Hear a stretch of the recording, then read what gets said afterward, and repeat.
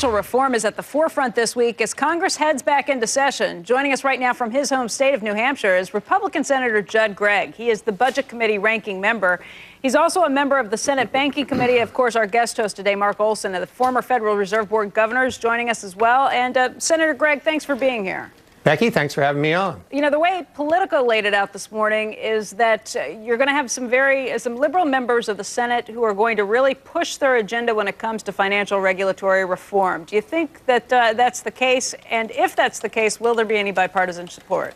Well, the problem we have is that there's this populist fervor, sort of this Huey Long attitude out there that says that all banks are bad and that the financial system is evil, and that as a result we must do things which will basically end up reducing our competitiveness as a nation, pushing our banking activity and our financial services industry offshore, and undermine our job growth and our ability to create capital and credit if we do that. So we've got to try to avoid this call to the populist banner that's going on in this country, and especially in the Congress, and we see a little bit of that tone coming from the administration, and look at this in a realistic way and take the issues which are problems and try to solve them, but recognize that we can't put in place a system which is going to basically be counterproductive for our ability to perform capital and credit by overly regulating an area of the economy which is very mobile and can move offshore. Although, Senator, we probably can do things better than they've been done in the past. One of those issues is when it comes to derivatives. Do you think derivatives should be more closely followed and monitored and have to show a lot more transparency? Well, you need transparency, you need margin, you need liquidity in the derivatives market. You need to get as many derivatives as you can onto a clearing platform so that you have the ability to basically know what's going on, and there's actually something behind the insurance product, the AIG being the classic example of where there was nothing behind the insurance product. Right. And of course, in doing that, you've got to make sure that these clearinghouses are also strong enough to be able to handle the amount of volume that's going through them, and that they don't become the next too big to fail entities. And we do have to address too big to fail. You know, the market discipline disappears if you've got too big to fail as basically a culture. So we've got to put an end to too big to fail. There are a lot of places where a thoughtful and comprehensive activity can occur in the area of resolution, in the area of too big to fail, in the area of derivatives. My concern is, however, that you're hearing this hue and cry that is basically calling for a massive expansion in the size of the government regulatory atmosphere, and basically an attitude which essentially says that a lot of these products which are necessary, I mean, derivatives are necessary for a fluid market, are going to be chilled and forced offshore.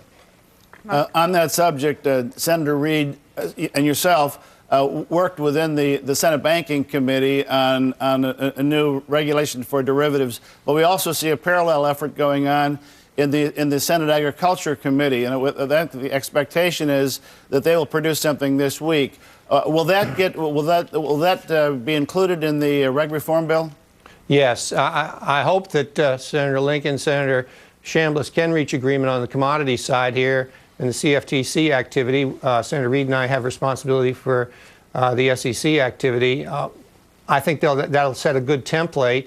Of course, the issue has come down to basically two questions. One is the end-use exemption, and the second one is how much should you push on to clearinghouses and on to exchanges. And I have very serious reservations about pushing everybody towards an exchange. I don't happen to think that works. I think that will actually undermine the stability of the market. So those are some of the real issues we have. I believe they're all resolvable, but as a practical matter, we haven't reached an agreement yet. You know, Senator Gregg, we've also heard that the Volcker rule is something that some of the liberal Democrats would like to see taken maybe even in a more stringent form that doesn't allow prop trading for the major banks, doesn't allow them to invest in private equity or hedge funds.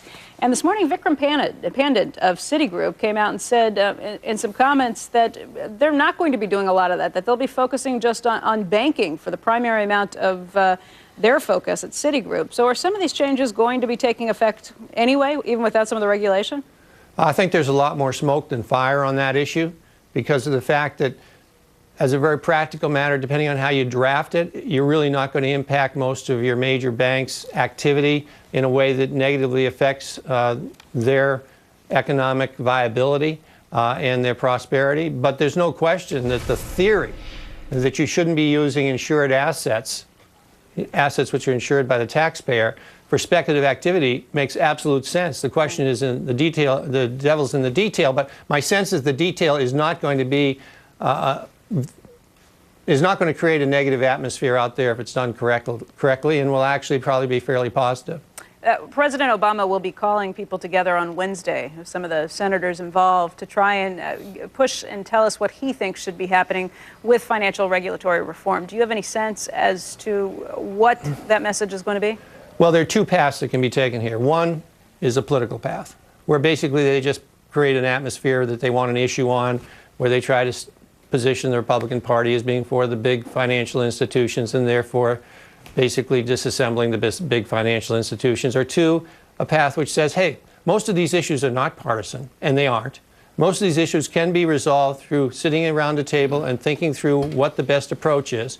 Our goal should be two goals here. One, make sure that we do everything we can to try to reduce the possibility of systemic risk down the road. And two, make sure that our capital markets are the most attractive capital markets in the world for creating capital and getting credit. Those should be our two goals, and they're not they don't conflict. They basically can move down the road in parallel. And if you do it in a constructive way, you can make great progress here. And we were doing that in the Senate for quite a while.